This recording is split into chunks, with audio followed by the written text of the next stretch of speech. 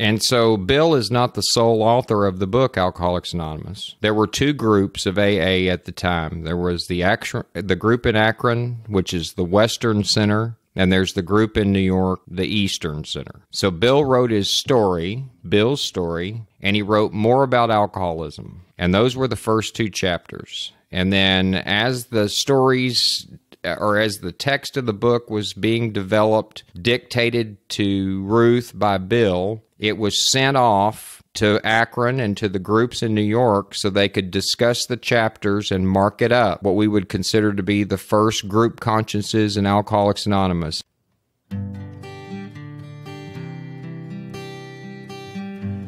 Well, hello, friends of Bill W. and other friends. You have landed on Sober Speak.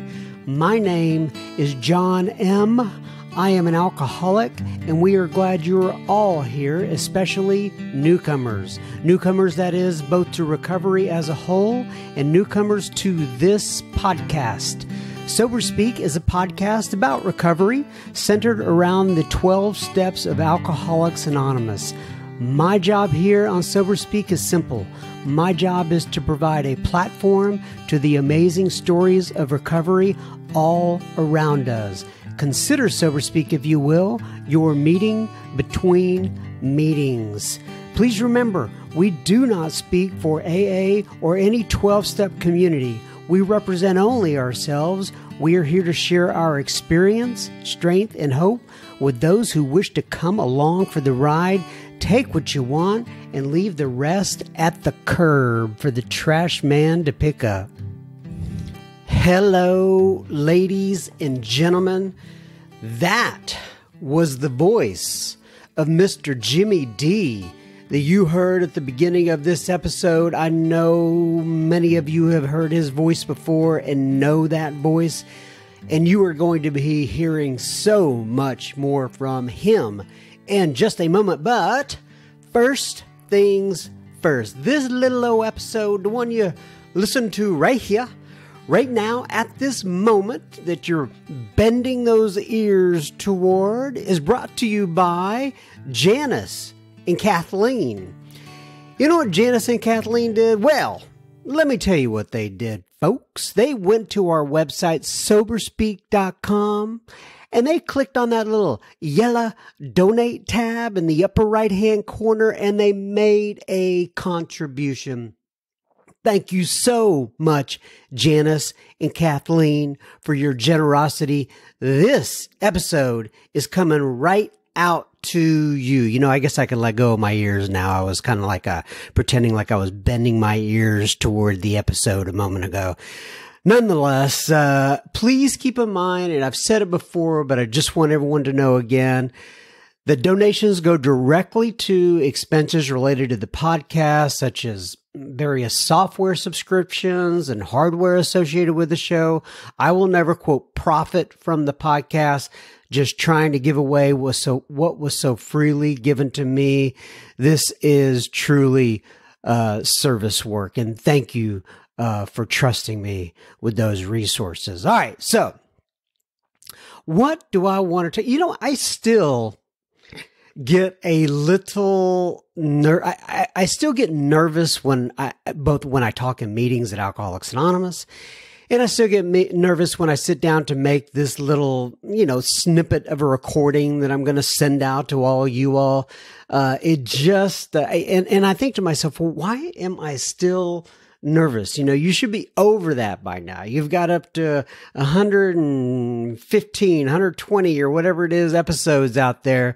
This should be old hat by now, but I still get nervous, and I don't even know why I just mentioned that, but I just did. So nonetheless, so I had a little washing machine incident this week. So I was here in my house, and my daughter was here, and I had just gotten out of the shower, and she came running downstairs, and she said, Dad, the washing machine is not doing something right.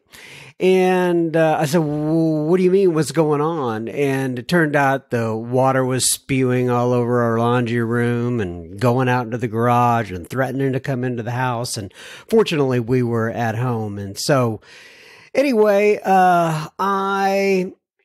I got out there real quick, and I was in my bare feet, and it was cold outside, and I threw on some shorts because I knew I was going to have to be running outside and dealing with this water and emptying buckets of water and all this sort of stuff. And so, and then I got in there, and I needed to turn the washing machine to the side so I could get to the back where the water was. And because I was in my bare feet and it's a linoleum floor, my feet were sliding all over the place, so I had to run out in the garage and get some gloves so I could get a grip on the washing machine and turn it. And I also had to turn the fridge away. In the meantime, I'm getting a bucket, I'm putting it under there, and I'm throwing all this water out into the driveway. And it was just a mess. And I mean, it looked like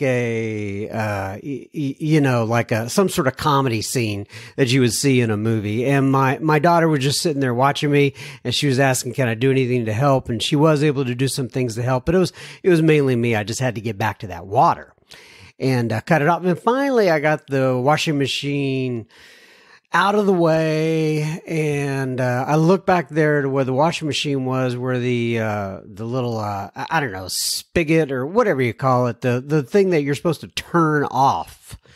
And the thing that you're supposed to turn off, I was expecting, I don't go back there very often. And I was expecting to see a big, like handle that you see that you could just, grab it and turn it. But it was this little stick. I mean, not more than an inch long. And I don't know why they make them this way, but I saw that stick and I was really disappointed. And so I'm trying to grab it with my gloves and there's water all over the place, and I still can't get a real good grip on it. And finally I got that thing turned off, and, we were able to stop the bleeding. But so, and, we're having to deal with getting a new, washing machine this week. But hey, these are what they call princess problems. It's not a big deal. And I was at a meeting this week, and a friend of mine spoke about how did he put this? He said there was an Aboriginal tribe somewhere out there that would wake up every day and pray for adversity to come their way. And the point being is that they would grow from the adversities that come this way. Now, I could tell you, I did not wake up that morning and pray that adversity would come my way. But there it was. And there was no screaming and no yelling between us and me and the family member. And with the whole incident, my daughter was absolutely calm, cool, and collective and handled it like a champ. I'm so glad she saw that going on. It could have been a lot worse. And so why am I bringing all this up? Well, this is real life. I can't hang out in meetings 24 hours a day. The big book says something to the effect of, I think this is on page 132, if I'm not mistaken. I'm not looking at it right now. It says something like, when trouble comes our way, we cheerfully capitalize upon those troubles to either like prove or illustrate God's omnipotence. Now, I'm not sure that I do that. Always cheerfully capitalize upon cheerfully capitalize upon these adversities that come my way in order to prove his omnipotence. But I do have this simple kit of spiritual tools that have been laid out before me, and I can use them if I decide to do that. I once heard somebody describe the program of Alcoholics Anonymous and what you learn in meetings on a consistent basis. When you go in there and you sit in those meetings, especially in the beginning, it seems like you're drinking from a fire hose, drinking water from a fire hose. And so you hear all this stuff, and people in boot camp. By the way, I've never been to boot camp, and I am appreciative of those who have. But they say in boot camp, you go, I don't know, it's 6 weeks or whatever it is for the armed services. My guess is it's different for different branches of the service, but let's just say you're there for 6 weeks and there's no way possible that you can absorb all the information that is given to you during that time. But let's just say that you get out there and all of a sudden real live bullets are flying over your head. Well, what they say is that information that you learned in boot camp automatically just comes to the surface. And that's the whole idea. And that's what it's like for me in AA. Sometimes I may not think that it's sinking in, so to speak, but if I go back and I take a look at my life, I can see where I have been able to put those lessons to the test in real life when it comes up for me. So, all right, let's move on to Mr. Jimmy D. Jimmy D is going to be talking about the history of Alcoholics of Alcoholics Anonymous. Now, I say it's the history of Alcoholics Anonymous. We talk about a lot of different things, right? But I just entitled this History of AA. But really what we talk about is the writing of the big book and the various authors that are involved. All the various, I guess what you would call them, characters that were involved in the beginning of Alcoholics Anonymous. We talk about the Oxford group. Some of you are going to know that name. Some of you are not going to know that name. And this will be hopefully educational for you, for those of you who have not heard this before, and a refresher for those of you who have already heard it. We talk about the printing of the big book. And I had no idea of all this detail that Jimmy shares about how the big book got started, how it was printed, all the, just the hoops that had to be jumped through in order to make that happen, and some of the intricacies there. We talk about the Saturday Evening Post article that was in the Jack Alexander and the Cleveland. And we also talk about the Cleveland Plain Dealer article.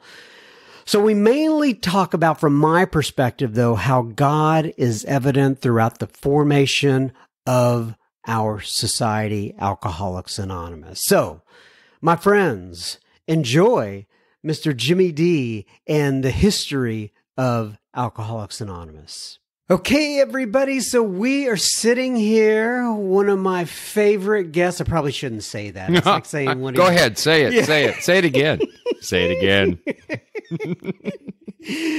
I am sitting here with Mr. Jimmy D again. And just in case you are new to the podcast, he has been on one of my Sober Speak Live events. He's been on at least 4 or 5 other episodes. And you can go back in the archives. Go to my website, soberspeak.com, and you can, anywhere you see Jimmy D, you will be in for a treat. So, Mr. Jimmy D, please go ahead, introduce yourself, and give your sobriety date if you wish to do such. My name's Jimmy. I'm a member of Alcoholics Anonymous. Sober since August 25th, 1997. I'm very thankful for that today. And your home group is? The Chicago group of Alcoholics Anonymous in Dallas, Texas. And once again, I know you said this. Why? Right. 90-minute speaker meeting. So the format was taken verbatim from a group in Chicago, Illinois. The group in Chicago, Illinois meets on Wednesday night at 7, just like we meet Wednesday night at 7. And the name of that group in Chicago is the California group of Alcoholics Anonymous. So that's why we did what we did. And the California group got that name from, were they because actually, that's a typical Southern California format. So when they took it to Chicago, just like with Dallas, 90 minutes is odd in Chicago, the length of the meeting. And the format that you have the first 20 minutes are AA members called up, how the program's working in your life today. So that format was different, but it was fairly common in Southern California. Okay. Yeah. None of us from Southern California at the Chicago group at the time that we started the meeting. Nobody from Chicago when we started the meeting. So it makes perfect sense. And didn't you say there's somebody else who took a meeting to San Antonio? They went to San Antonio, a couple from our group a few years ago, and so they started a group in San Antonio Wednesday night, 7:00. It's called the Dallas Group in San Antonio. Yeah. So, it's kind of like the, the spawns of the Pacific Group, right? You've got the Atlantic Group in New York City. You've got the Western Pacific Group, the Eastern Pacific Group, the Midwest Pacific Group, Specific Group in Los Angeles. What's it called? Excuse me, Specific? Specific Group in Las Vegas. So there are all these offshoots, right? Like Foxhall offshoots of the original Foxhall Group in Omaha. Oh. There's a Sherman Foxhall up here, and there's used to be a McKinney Foxhall, and they include the name Foxhall as part of because the formats are the same, right? So they just copied and they kind of cite the name of the source group or who they copied from. Yeah. Okay, so as you know, I wanted to have you back over, do another recording, and we don't really know what we're going to call this yet. I'll come up with a title afterwards, but one of the things you were just talking about is possibly seconds and inches. We had talked about the history of AA, but it's not really the entire history of AA. It's just little bits and pieces. And seconds and inches, as you had mentioned, comes from Norm Alfie when he was alive. Right. So we'll figure out what musings of Alcoholics Anonymous or Jimmy D's Believe It or Not. Yeah, you could see, we could actually turn it into, is this true? And maybe people could treat it kind of like an AA scavenger hunt of sorts to see if it's really, information that can be verified. Right. So, yeah. Okay, so this is so Jimmy gives various talks around the city of actually throughout the nation. And one of the things that he, quote, nerded out on lately is he got asked to do a kind of a history of AA type of talk, right? Right. It was actually at the 80th anniversary of the book. So April of 2019 was the 80th anniversary of the printing of the book Alcoholics Anonymous. And you have, as you call it, nerdy type of tendencies, correct? Right. Big time. Yeah. So you took a deep dive into some of these various subjects and found out some things. And we just wanted to come to the mic and talk about these things because I've talked to you kind of offline about them. And I go, that is interesting. And I bet a lot of people don't know that. Right. So let's go ahead and start with the writing of the big book and how that came about. So Bill and Dr. Bob were together in late 37. So AA was a couple of years old, right? Because Dr. Bob had gotten sober in 35. And Bill was really proposing to Dr. Bob all of these ideas that he had for this new society of Alcoholics Anonymous. And one of the things, there were a myriad of things, but one of the things that he suggested was a book, that we should write a book of our experience, along with hospitals and, sanitariums and, fundraising all across the world to, make all this ministry possible. Do you know what the original motivation for the book was all about? The true motivation for the book was that we felt like the word of mouth program could be easily distorted. And so it would be like the whisper game. I whisper something to you, and by the time we get to the 8th or 9th person down the road, that person's going to report that they heard something that's radically different from what I started. So there were valid reasons why the book was suggested to be written. One of the other reasons was we felt like that was a way that people in far-flung places would be able to avail themselves of our recovery program. We never expected that Alcoholics Anonymous could even exist in all of these remote corners of the U.S. or now, of course, the world. So it was to make sure that the message could be carried even if a human being didn't actually carry that message. Okay, yeah. So I got you off track, but I'm going to get you off track one more time. Let's go back to 1935, right? June 10th, 1935. Dr. Bob's sobriety date. Dr. Bob's sobriety date. A lot of people don't know that it was not his original sobriety date. So why don't you go through that story? So, in some historians, and I, disclaimer, I'm not a historian in AA, and I'm not an archivist or, don't possess an archives of AA history.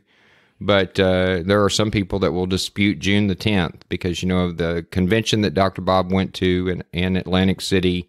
They know the dates of that convention, and Dr. Bob got drunk at that convention. But, June 10th, 1935 is in the book. It's a date that Dr. Bob claimed as his sobriety date, so that's it, right? So, but Bill had come to Akron in May and had seen had seen Dr. Bob, had visited with Dr. Bob in late May, I believe, or early June. And then Bob Ann Smith, Dr. Bob's wife, and Bill really tried to discourage him from going to Atlantic City to that convention. They thought he'd get drunk. And they were right. They were right. He got drunk. And so when he came back and got sober, I think he had a bottle of beer or 2 bottles of beer before he did that operation, right? Yeah, and so there's some humor behind that. He's a proctologist. Right, a lot of people don't know that Dr. Bob was a proctologist, so, I mean, my God, nobody would want a shaky proctologist operating on you, so... And so my understanding is that there was that morning he was going in to do the operation. They said, Bob, you've got to do this operation. Right. He said, I can't, I'm shaken. Bill gave him a couple of bottles of beer. Right, exactly. Understand? Yeah. So that was his last drink. Now, I don't know who received that operation. And I don't know if they want to be known in the annals. Pun intended. God, that's bad. Of AA, right? But they should.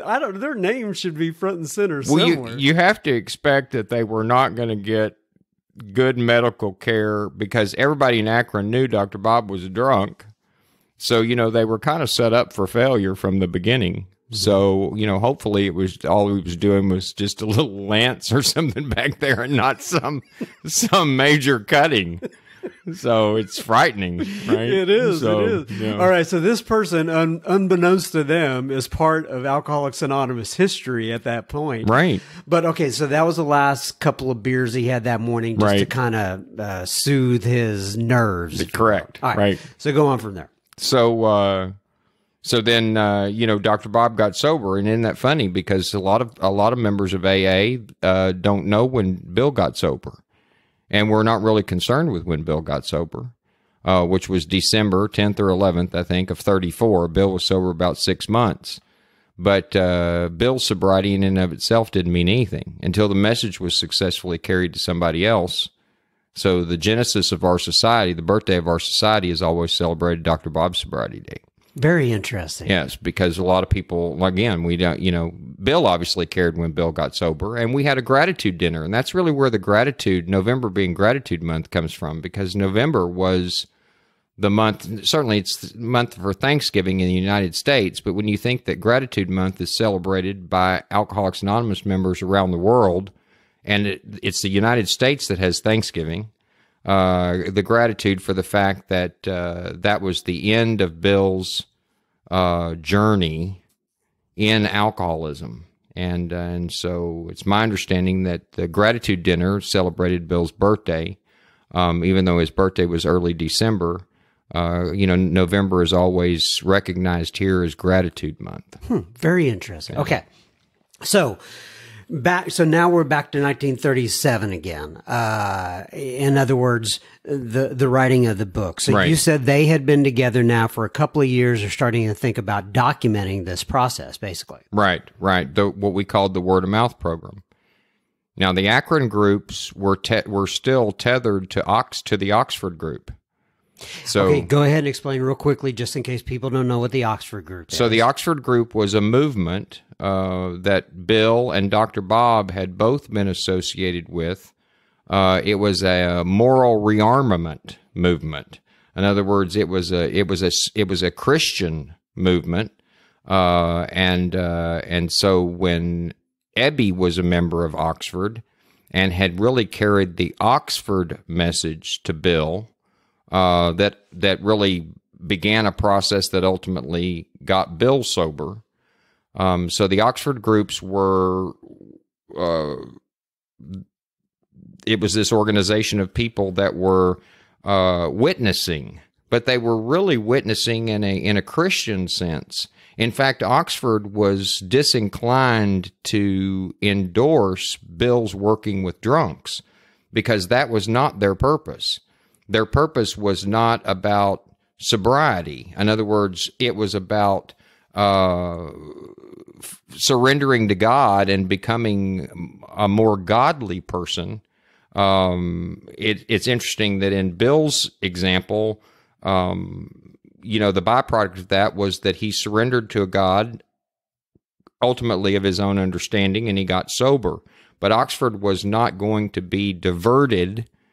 That was not their purpose. Their purpose wasn't to sober up drunks. That was not their purpose. Now, in Akron, it kind of morphed into that because the quote-unquote AA groups, like the meeting at King's School, which is the first AA group ever, it was an Oxford group. It was still Oxford group even after 1935. I mean, they were tethered to the absolutes. They still used the Oxford absolutes, and I don't remember what all of them are, but purity, right? The four absolutes, and they used this thing that they called the word of mouth program. Now, New York always knew itself as Alcoholics Anonymous from the time that we got the name of our society. Now, in 1937, we didn't have a name. We didn't have a name till we printed the book.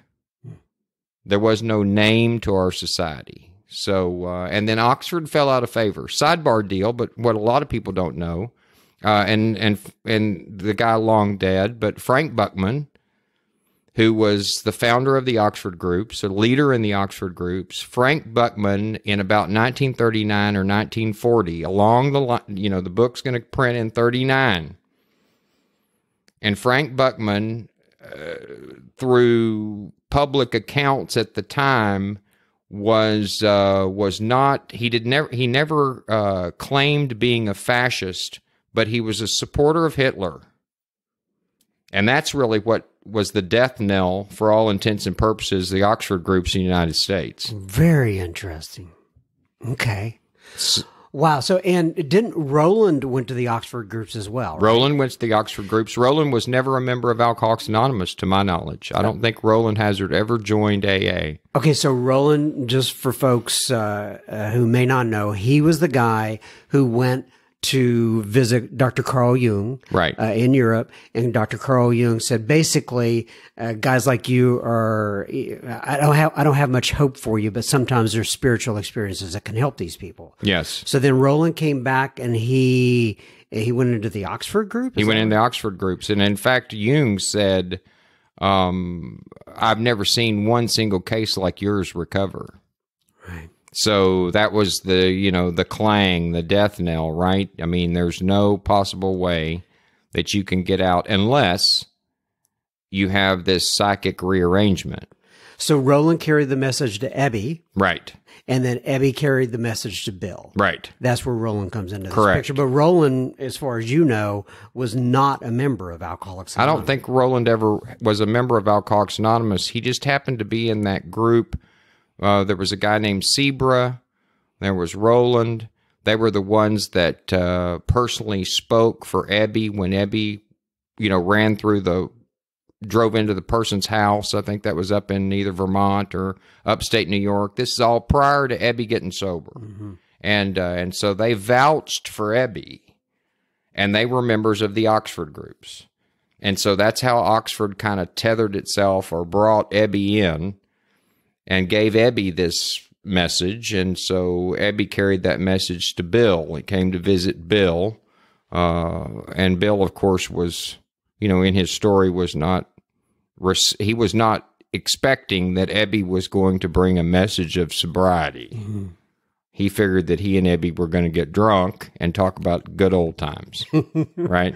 So, and there he shows up all happy talking about sobriety. All right, so back to the book again. So the book being published and written Right. So the idea is kind of shopped, or the topic is shopped when Bill happens to be in Akron, talking to Dr. Bob. And Dr. Bob agrees with the idea of writing a book, thinks it's a good idea, but he doesn't think that the hospitals or any of that other mess that Bill's talking about is a good idea. So Bill comes back to New York with the idea of the book. Now, nobody has any writing experience, and there's nobody who's a member of Alcoholics Anonymous at that particular point in time who has any writing experience. And so Bill goes off with Hank, who was Hank P. Okay, Hank's one of the original 70 or so? Hank's one of the original members, first 100 members of Alcoholics Anonymous, and Hank was the one that had the office that we took over. And where's that office? In New York? New Jersey. This was on Vesey Street in New Jersey.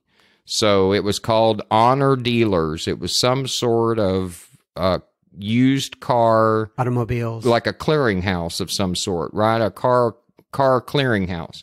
Now, Hank had been an executive for Standard Oil way back and drank all that up. And so now he's this Honor Dealers guy in New Jersey, two-person office, him and a secretary. And so Hank gets sober in AA. Bill, obviously, he knows Bill from the time he gets sober in AA. And so that's this fledgling office. It's Ruth Hawk, the secretary, and Hank and Bill. And so when Bill gets back to New York, not one line written, Hank decides that Hank's the promoter. And so he's going to figure out a way to build capital so they can get this book written and published. So the story always was that the book would have never been written without Bill, but the book would have never been published without Hank. Because he's the one who got the capital. Well, he made up a corporation, right? So we created a fake corporation because they thought that the Reader's Digest was going to print the book in excerpts. And, the Reader's Digest was the Instagram of its day. If you wanted anybody to know anything, you put it in the Reader's Digest. And so Reader's Digest had expressed a little bit of interest. Their religious editor, I think, is the one that they visited. Now, we still haven't had anything written, but we're just shopping the topic or the idea, and they seem to be inclined to print it in excerpts. So once that looked like it took a little bit, that it was kind of going to take off, then Hank decided that we needed capital, so we created a company called Works Publishing. And the way we created it is not like you and I would create it, sober. They just got a pad of stock certificates, and they just made up the name and started trying to peddle these worthless stock certificates in a publishing company that didn't exist for a book that had not yet been written. Okay, so then take me from there. How did... So it was still the Depression, right? So not that would necessarily matter, but nobody wanted Hank's stock. So we started selling the shares to our own members. We started selling shares on credit. So you could buy a share in Works Publishing as an AA member and buy it on an installment plan where you paid, I think, 50 cents a week or something like that to get your share of stock. And we couldn't pay Ruth Hawk. She was going to be the one that was going to type the book.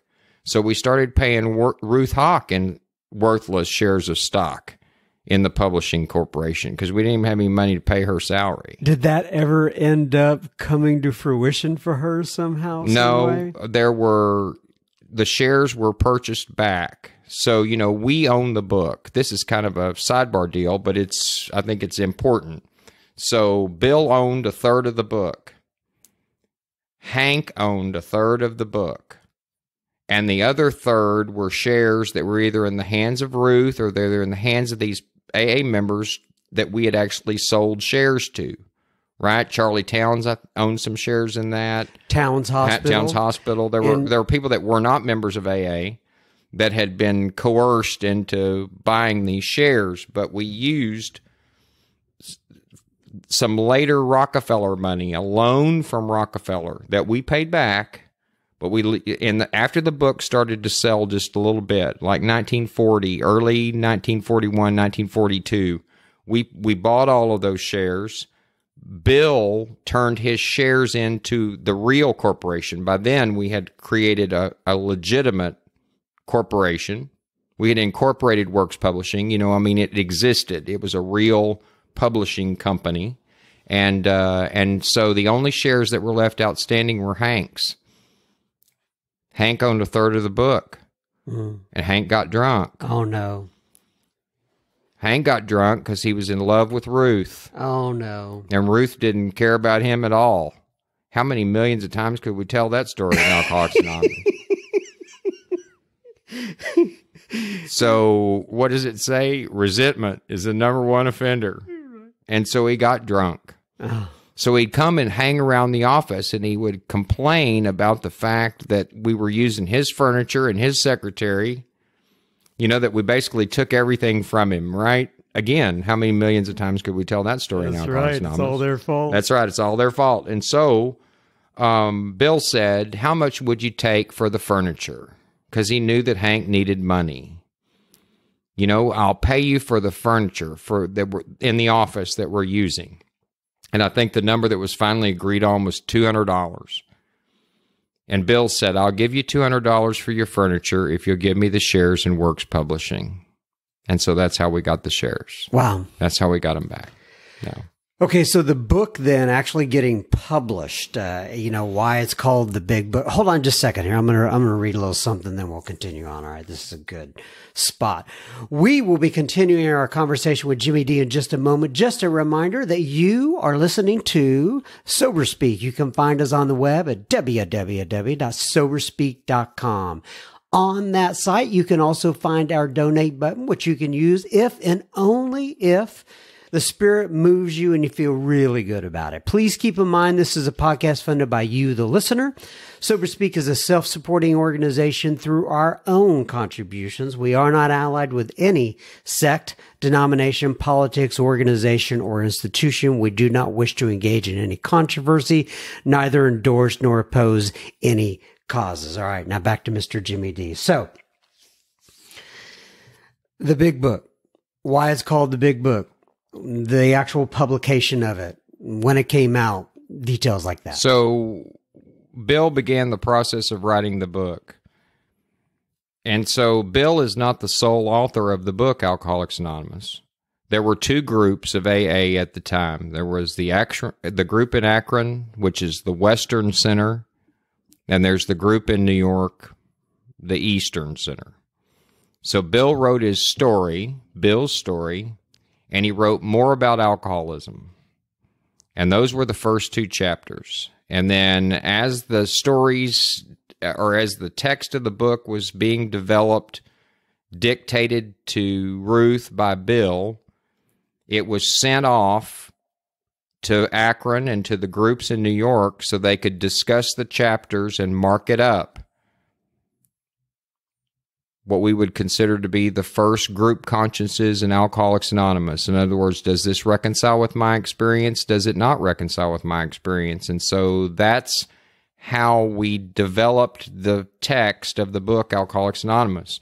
For example, Hank wrote the chapter to employers. Really? Yes. And so there are different parts of the book that, had sole authorship by someone other than Bill, but the majority of the book was at least coming out of Bill's experience / ideas. I'm assuming Hank wrote that before he ended up getting drunk. Exactly. Right.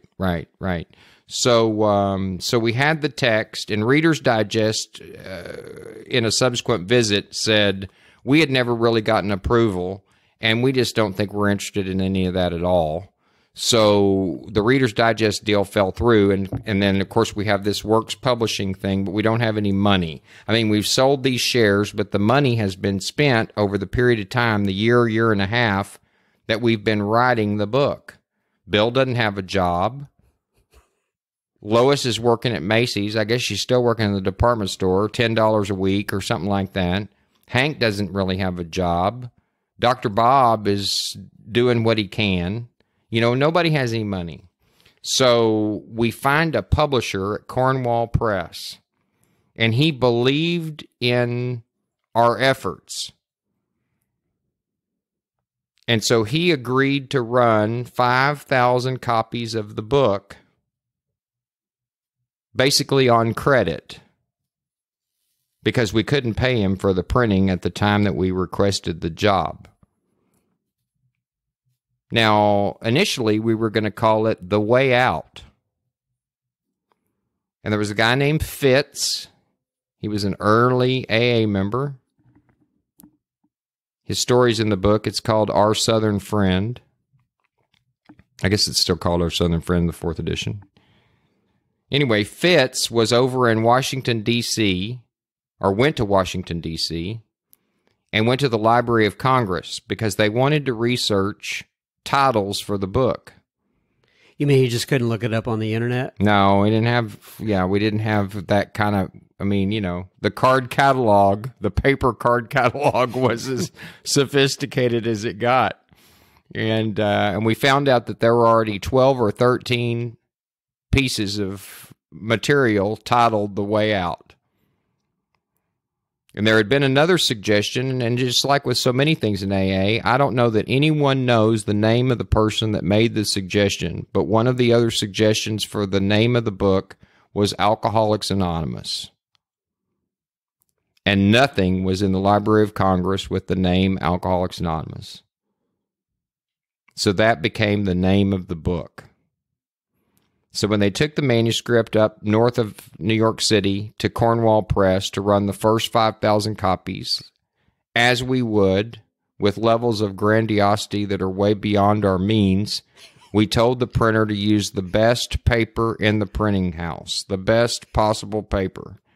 And so when it came out, even though it was just, 250 pages or so with the stories, 250, 275 pages, it was, 5 inches tall because we had used this high-quality paper. And so that's how the name or the nickname, The Big Book, came to be, because it was a big book. And Bill was excited about that because we were going to charge $3.50 for the book, which in 1939... It's a lot of money. It was a lot of money. Today it would be about $64. With inflation. And we wanted to make sure that drunks knew that they were getting their money's worth. Yeah. So that's why it's called The Big Book. That's why it's called The Big Book. Very interesting. All right, so let's also talk a little bit about... You talked about that gentleman. His name was Clarence. Clarence. I've heard you talk about him. Yeah, before. Clarence Snyder. Okay. So early AA, started AA in Cleveland, right? So the first offshoot of Akron was Cleveland. Clarence was the man who coined the term sponsorship in Alcoholics Anonymous. He was the first one to really talk about sponsorship in AA. He also defined what he thought sponsorship meant, which started, in the detox or sanitarium or wherever you were hospitalized, if that's what happened to you. And then how you were sponsored into Alcoholics Anonymous. And so Clarence had been, lived a long, long time, was a long, long time member of Alcoholics Anonymous. And so the kind of connection is Clarence was married to a woman named Dorothy, and Dorothy was also an AA member. And so Dorothy's sister had been Hank's first wife.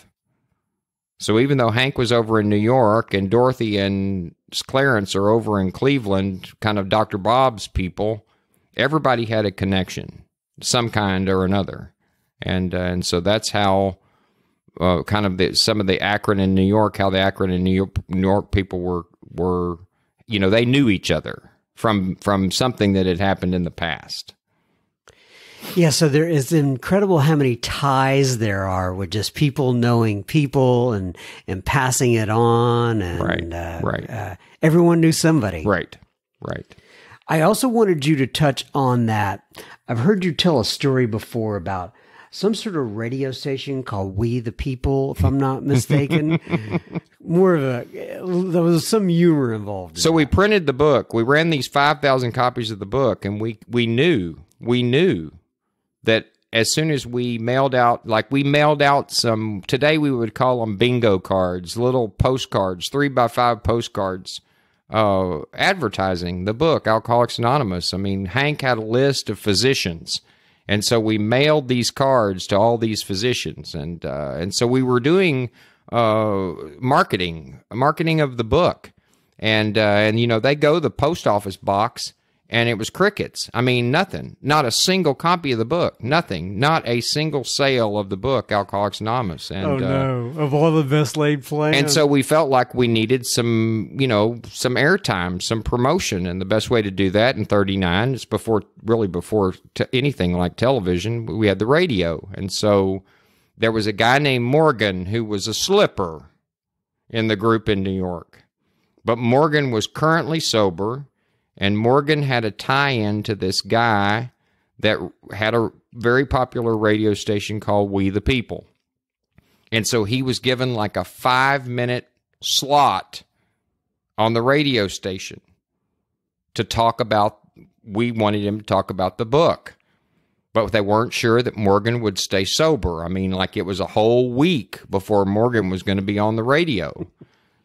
So they rented a room somewhere in some flop house in New York City, and Bill and Hank took turns. They locked him up in that room, and they would not let him go out of their sight for a week until he got on that radio station so he could talk about our book, because we felt like that everything that we were doing was our whole success or failure was plopped in the lap of this guy who couldn't stay sober. And I mean, how bad would it have been for us if Morgan got drunk, got on the radio to talk about our book, about getting sober? Right. So anyway, he made it, and he did it. And then it brought some more inquiries, and then there was an article in the Cleveland Plain Dealer, and then, after that's when Jack Alexander Saturday evening comes around and came to AA first, right? I mean, he didn't come to AA as an AA member. He came to Alcoholics Anonymous, blow the lid off AA. He was an investigative reporter. He came to find out exactly how we were operating this, scam where we were pretending like for fun and for free, we were going to share our experience and help people get sober. Mm. And all he did was come to our meetings. That's one of my favorite stories ever. I mean, we didn't give anybody any advance information. We didn't have to tell anybody at an open AA meeting, my mother's going to come to birthday night. So would you please, be on your best behavior? I mean, none of that happened. He just showed up and he asked you or me, or he said, how long you been here? How'd you get here? We gave him a little 2 or 3 minute snippet of our story or whatever happened. He sat down in a room with everybody else and he listened to the speaker. And then after he did his due diligence, he went home and he wrote an article, and that article blew the lid off Alcoholics Anonymous. It did exactly what Jack intended for it to do, but the way he wrote it is one of the most powerful public information pieces supporting our society that's ever been written. It's a pamphlet in AA for us. It's that important to us. And then the orders and the inquiries, maybe more importantly than the orders, the inquiries came from thousands and thousands of people who wanted to know what we did to stay sober. Very interesting. Yeah. Jack Alexander, the Saturday Evening Post. Yeah. Like you said, there's a pamphlet. Yes, absolutely. That is the article. Yeah. All right, Mr. Jimmy. Well, I really have enjoyed this. I have. I mean, these are little tidbits. I can't wait for somebody to send you an email or a post and say that wasn't correct. Right, and that's okay, right? If it gets them into it, and a lot of our history, isn't it interesting? Because the text has really served its purpose well, which is, for lack of a better term, it codified our experience. First 70-odd people that were sober. It did exactly what we expected that it would do. But, it's like along the lines of, and you and I have both been in AA for a while. You sit down with members of a group that's 30 years old, and they were all there from the beginning of the group. And if you've got 5 people in there and you say, how did the group start? You're going to get 5 different stories. That's right. Sometimes they can't even remember what building they were in when they started. I mean, there are just all these different things, right? So Alcoholics Anonymous Comes of Age is a great way to find out about the actual writing of the book and really all the minutia that's involved in the writing of the book. Yeah, and what I found is, especially back in the beginning, I would be in a meeting and I would hear people talk about things like anonymity, right? And you ask 10 different people what anonymity means, you'll get 10 different answers, and it would sufficiently confuse me enough to where I would go grab the literature and I would read about it and I would say, okay, this is my interpretation now of what anonymity is, and this may change as time moves on, but in some ways that's good, right? Because it helped me to crystallize my own thoughts regarding a particular subject. Well, and I think about the reason I think the history. Because I would think, okay, so it's 2019. Obviously, Alcoholics Anonymous, we are next year.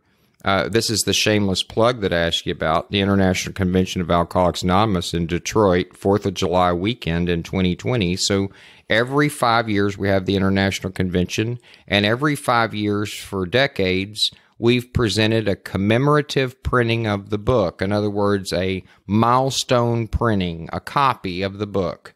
From the time we had the 1,000,000th book was given to Richard Nixon back in 1973. Really? 1,000,000th copy of the book Alcoholics Anonymous was given to Richard Nixon because Nixon had started a thing that was along the lines of the National Council on Alcoholism. There were about that kind of deal. And of course, obviously, he was the President of the United States. And then after that, we've used the International Convention, one of the big meeting on Saturday night at the International Convention, to gift, like we gave to the Al-Anon family groups, maybe the 25 millionth book or some such. But the point of that is that the 40 millionth copy of the book Alcoholics Anonymous, 40 million copies of the book since 1939, will be given to a person representing an agency or a fellowship that has been closely associated, cooperated with Alcoholics Anonymous. Did not know that. Absolutely. Are you going to the 2020? Absolutely. Even if I got drunk, I'd still go to the International Convention. My sponsor told me to go in 2000. I had 3 years of sobriety, and I thought that's the last place on earth I'd ever want to be. And I've been to every international convention every 5 years. It is money well spent. There'll be, we estimate, 47,000 people in Detroit over that weekend, and it is a powerful, powerful example of the sacrifices that everybody has made. Mm-hmm. That we come from, if I read Alcoholics Anonymous Comes of Age, or if I read the Jack Alexander article, and I've not been exposed to those before, and then I afford myself the opportunity to go to Detroit in July, I'm absolutely amazed at what's been done, because really, none of it should have happened. Hank and Bill could have been thrown in jail for forming a corporation that didn't exist. That printer didn't have to give us anything on credit. That book might not ever have been run. Akron may have never broken with the Oxford groups. The negative publicity that was associated with Buckman, certainly after we got into the war in 1941, would have killed that society in a heartbeat. All of those things didn't happen because along the way there was some guiding force that said, this thing really is for the greater good. And these people really do believe in doing something for somebody else. Yeah. And if you are in the least bit interested in archives or the history of Alcoholics Anonymous, I can guarantee you there will be tons of that at the 2020. There's a beautiful book. I've not yet seen it, but, and this is not about selling anything, but first time, our archives in New York, which obviously is the end-all be-all for any piece of material Alcoholics Anonymous related, has produced a volume to take us through the history of AA from 1935 until now. It is supposed to be a phenomenal piece of material, but there are all sorts of things, and there will be people. I mean, there is no other place where we collect all these mossbacks with millions of years of sobriety, literally. The International Convention of AA. And that Old Timers meeting on Saturday night should never be missed. Are you speaking at the intervention? Oh, God, no. No, okay. No. I've done there'll be thousands and thousands of meetings, but every AA member has an opportunity to actively participate. They can be greeters. There are all sorts of things that can be done. There's thousands of people that need to put their hands in that deal. But the old timers are pulled out of a bowl. So if you have 50 years or more of sobriety, you put your name in the bowl when you register for the convention.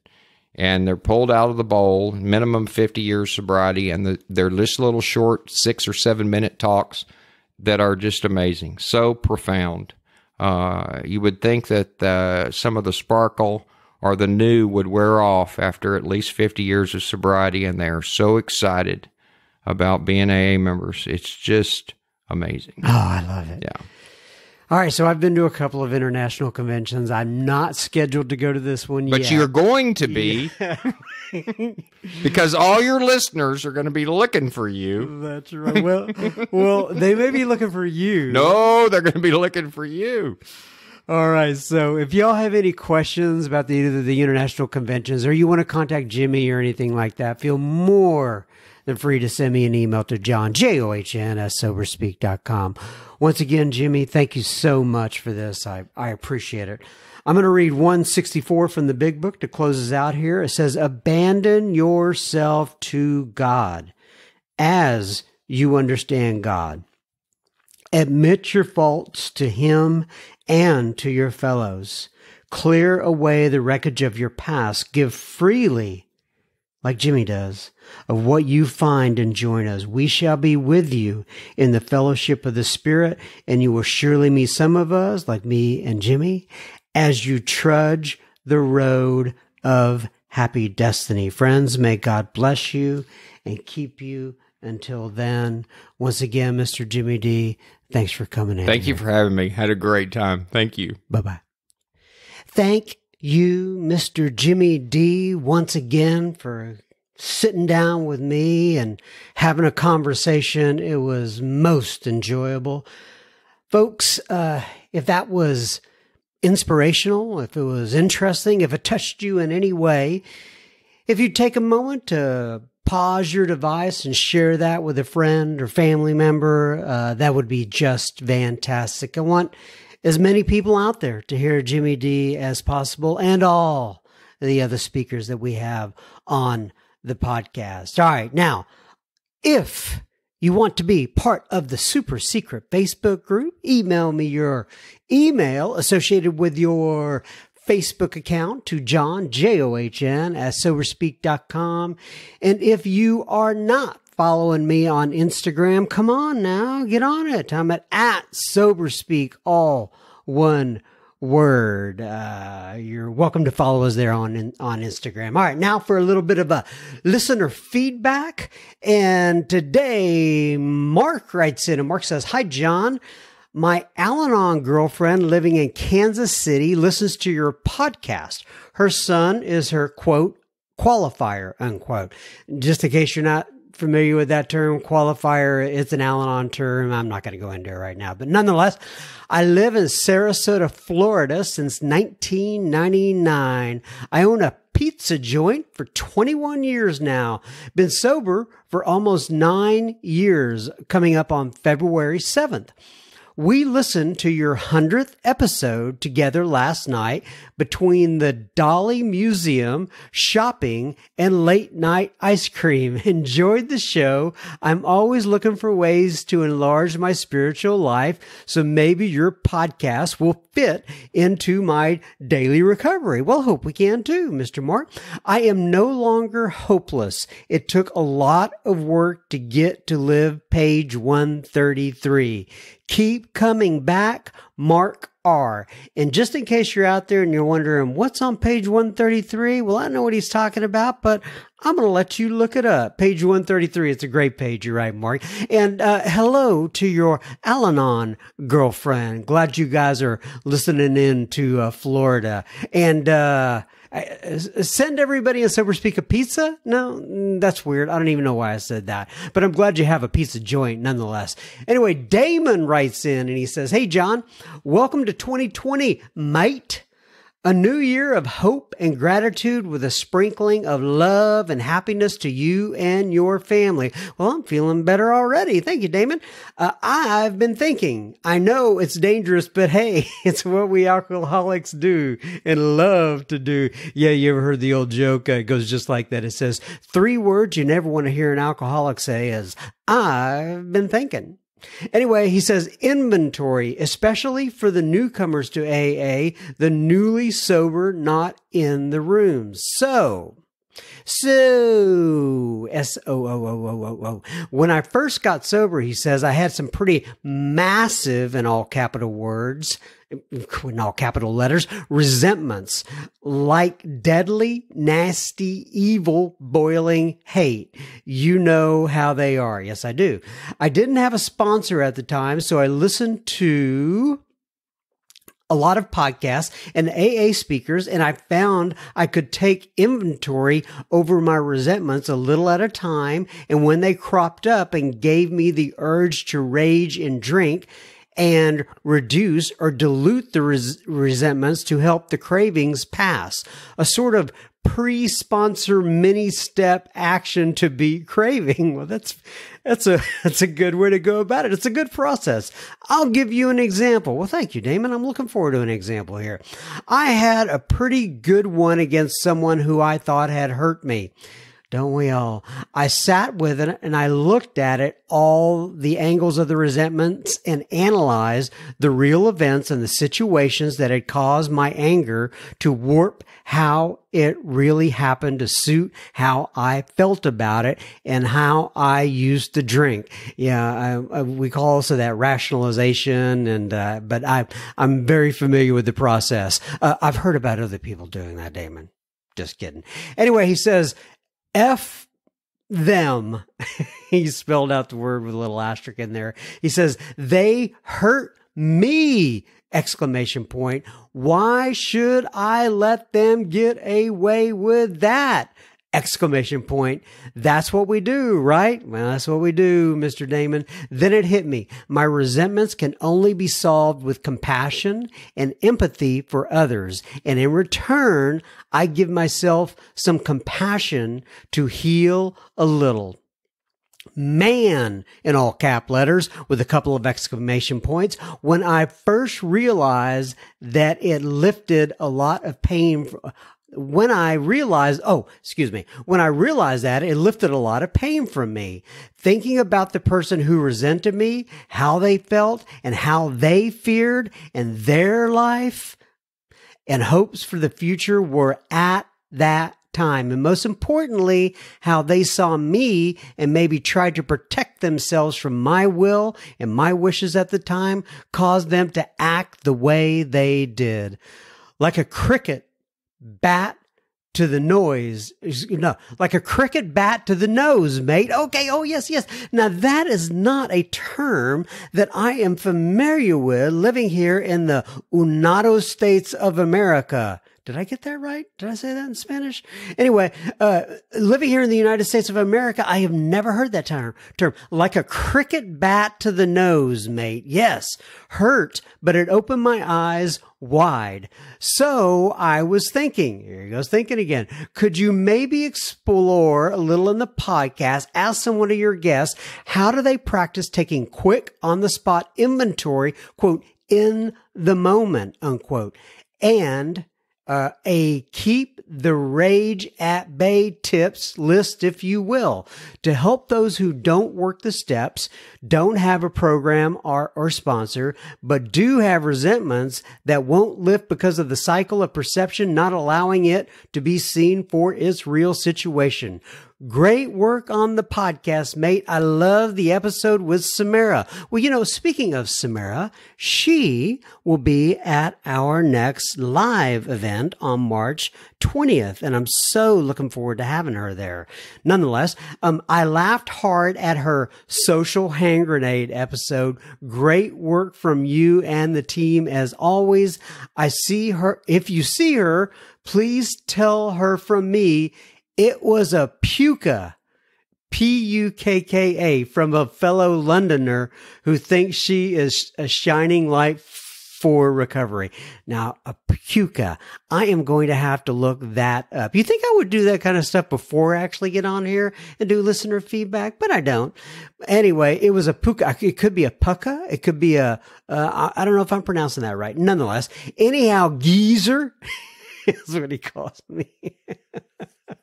Always good for a natter with you, mate. A natter, N-A-T-T-E-R. Take what you want and leave the rest at the curb.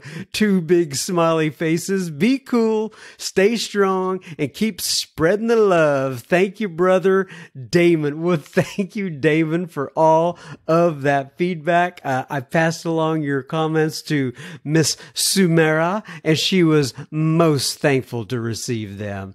All right, my friend. I look forward to hearing from you again. But then I let him know that. And here's another one he wrote. I let him know that Samara would be, like I just told you guys, Samara would be our next Sober Speak Live event. And David wrote back. He says, "Awesome. Looking forward to it. This is Sussex, my home right on the sea.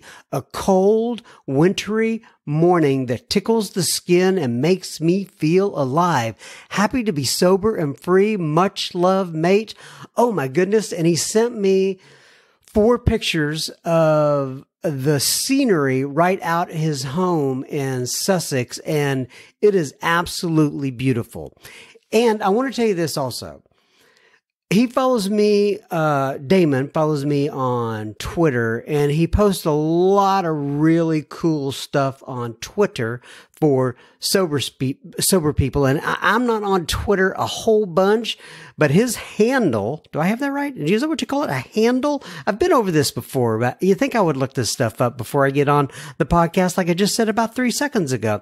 Nonetheless, he says his handle is at Alcoholic Dad, the number 4, Alcoholic Dad 4, if you want to follow him, Mr. Damon. All right. Chris writes in and he says, "Hi, John. I'm a Scotsman living in Paris, recently 7 years sober, and on my first attempt at step 4, would love to join your super secret Facebook group. Thanks for the podcast. Cheers, Chris." And so anyway, I wrote back to him again. He says, "Hey, thanks for the quick reply. Small world." And I told him that my mom was raised in Glasgow and that she came over here from Glasgow, from Scotland, and that I am half Scottish. And he says that he says, having lived in New York and Tampa, and previously where I had soccer scholarships taken away from me due to my drink problem, I moved to Paris almost 16 years ago at the age of 25. My sober date is the 20th of January, 2013. You, my friend, just had a birthday. Happy birthday, Mr. Chris. and he's 7 years sober. Although I feel only now that the spiritual awakening is happening in me.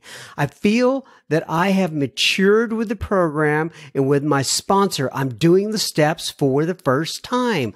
Well, good for you, Mr. Chris. I feel relieved to be sober and grateful for people within the AA program and people like yourself who are out there as a constant reminder and source of support.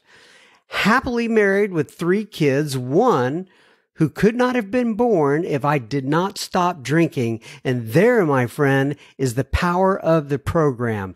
It has literally created life. Wow, very good way to put that.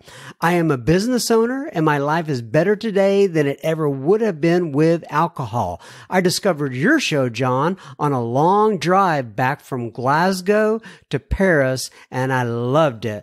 Loved listening to the genuine sincerity and kindness in people's experience, strength, hope.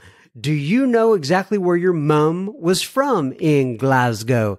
And then we talk about the secret Facebook group, and he got in. He says, thanks for your show, Chris. So, well, Chris, as I wrote you back, she's passed now, and I never asked her exactly where she was from in Glasgow. I know it was a tough neighborhood. She had I believe 8th, 9th grade education, and she was definitely a survivor. But nonetheless, thanks for your interest in my mom. I really do appreciate it. All right. Jerry posts in the Facebook group, the super secret Facebook group, I might add, my friends listening in. She says, as I begin my 4th step, this is from page 66, and it stuck out to me. If we were to live, we had to be free of anger. The grouch and the brainstorm were not for us. They may be the dubious luxury of normal men, but for alcoholics, these things are poison. Very well put, Jerry. I'm glad you posted that in there. And then she went on to say, I liked to be grumpy. I lived to find something to be angry about. What a waste of energy! Exclamation point. To those of you working on your 4th step, congratulations. We've made it this far. We can do it together. Have a great 24 hours. Very well put. I don't know why that post just stood out to me, Jerry, but I'm sure glad that you put that in I'm sure glad that you posted that. And you know what? We actually have a title of one of our episodes with Jack Z called The Grouch and the Brainstorm. And if you've not listened to that episode with Jack Z, you may want to go back and find that one. So several people actually posted in in many different groups that I saw this week, about the passing of Bill Wilson on January 24th, 1971. And, but there was a gentleman named Steve who posted in our Facebook group, and he pointed out several things about this week within the history of Alcoholics Anonymous.